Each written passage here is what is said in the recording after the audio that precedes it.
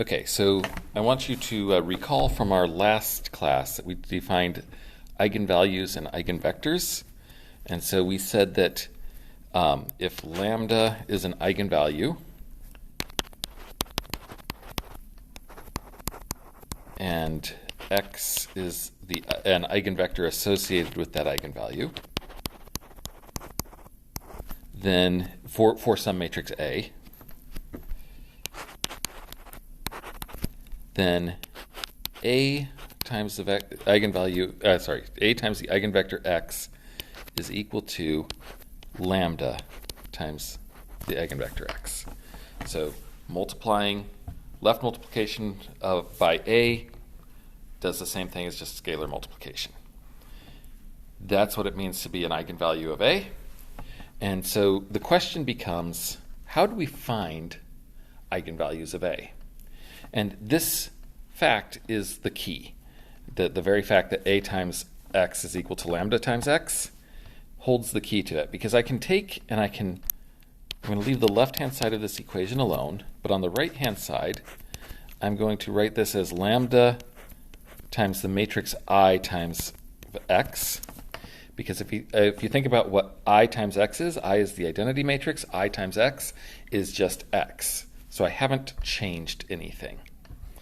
But then I can subtract lambda ix from both sides of this equation, which gives me A times x minus lambda I times x has to be equal to 0, but it's the 0 vector because we're subtracting a vector. So now we have ax minus lambda ix is equal to 0, but I can pull out the a minus lambda I, or thought of another way, I can factor out the x to write this as a minus lambda I times x is equal to 0. And so, if lambda is a eigenvalue,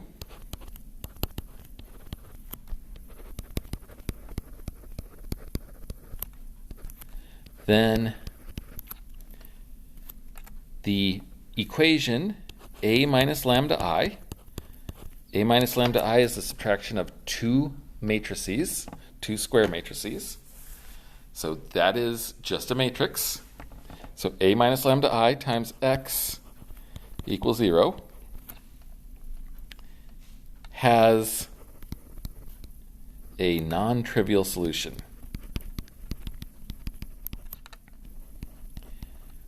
What do I mean by that? I mean it has a solution other than x is equal to the 0 vector.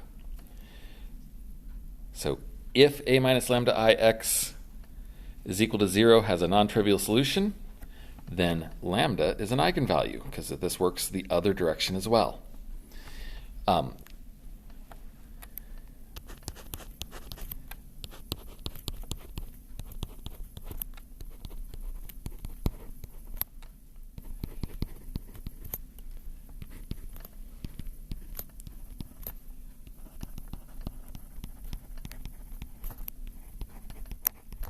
So this gives us the key to determining whether or not, to determining what the eigenvalues are.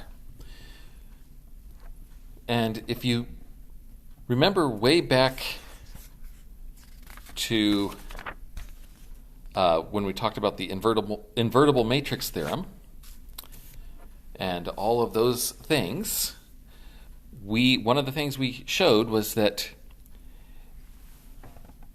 the a minus lambda I x equals 0, there is a non-trivial solution if and only if the determinant is non-zero. So what we are looking for is, if we want to find all the eigenvalues, we take the determinant of a minus lambda I, and we're going to be finding what values of lambda make this determinant be equal to 0. So you take that and set that equal to 0. This is called the characteristic equation.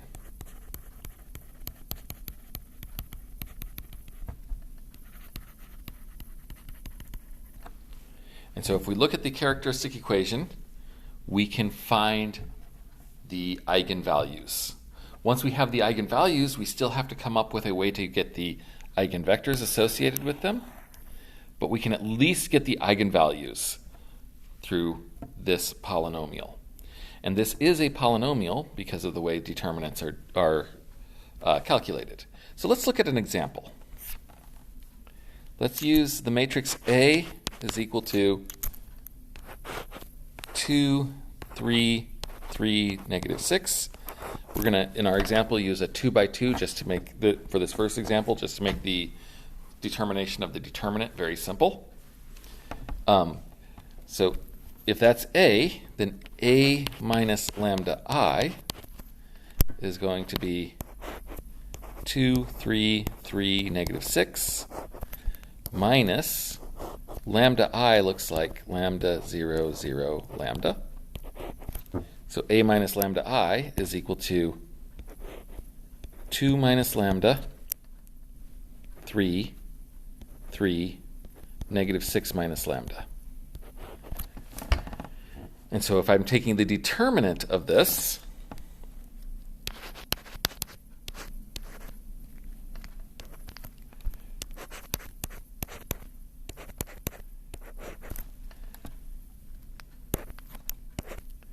I get 2 minus lambda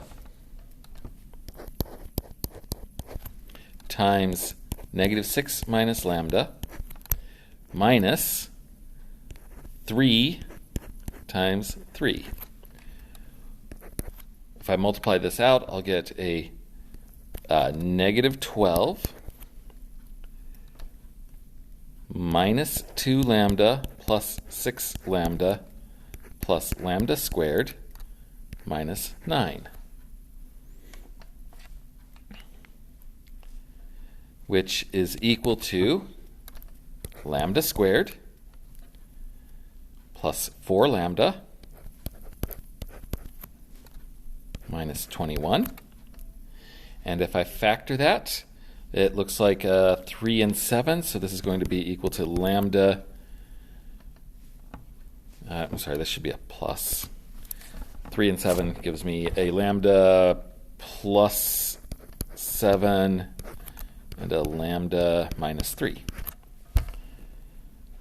And when I do this, I see, okay, well, I've got my A minus lambda I gives me this, the determinant of A minus lambda I gives me this factor. And my characteristic equation said I wanted the determinant of A minus lambda I to be equal to 0. So that means I'm setting lambda plus 7 times lambda minus 3 equal to 0. So my, in this case, 2 eigenvalues are negative 7 and 3.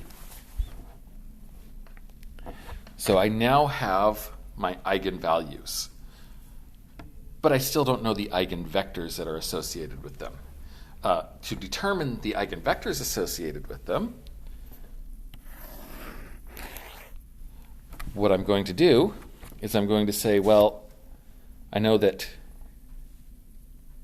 A times an eigenvector x is equal to lambda times x. So let's do the eigenvalue 3.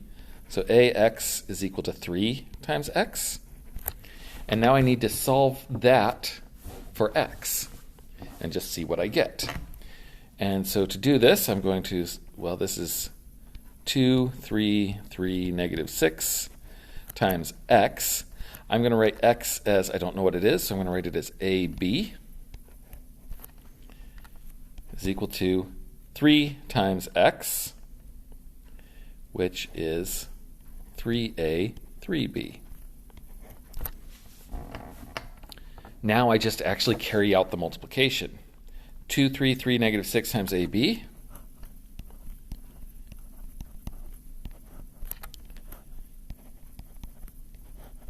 is equal to 2a plus 3b and 3a minus 6b, which is equal to 3a, 3b. So what I have is a series of two equations. 2a plus 3b is equal to 3a, and 3a minus 6b is equal to 3b.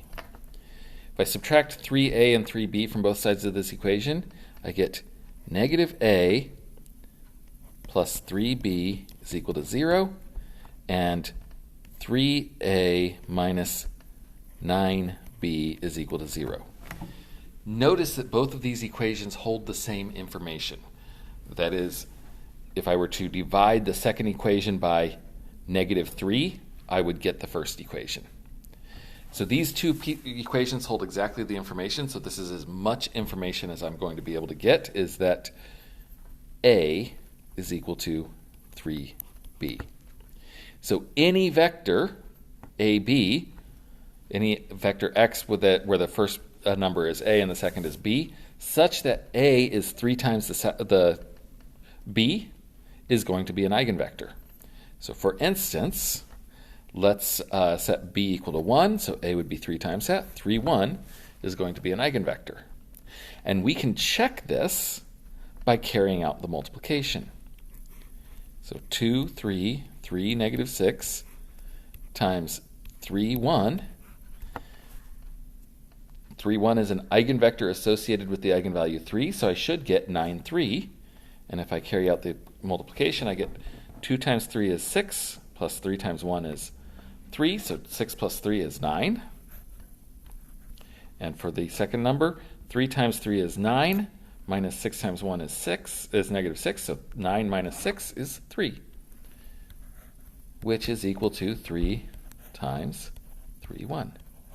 So it is, in fact, the eigenvector, an eigenvector associated with the eigenvalue 3. But there are infinitely many more.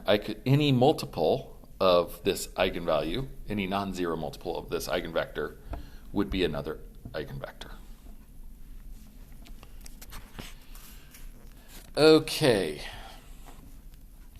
So this makes the practice of taking determinants a really significant part of this process. And I think that's where we are going to stop with this rather short lesson.